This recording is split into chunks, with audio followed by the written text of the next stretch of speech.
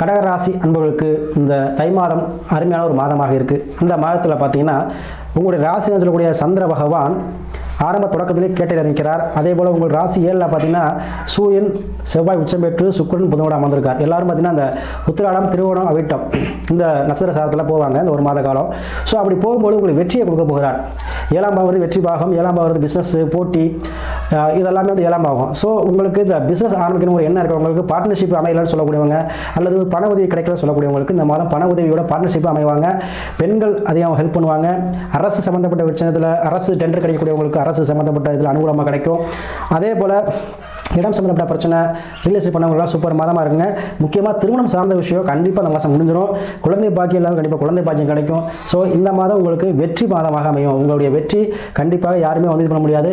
எவ்வளோ எதிரிகள் இருந்தாலும் அவங்க எல்லாம் உங்களுக்கு வந்து என்ன பண்ணிடுவாங்க, சமாதானமாக போயிடுவாங்க. உங்களுக்கு ஃபேவரட்டாக இருக்கக்கூடிய மாதமாக இருக்கும்.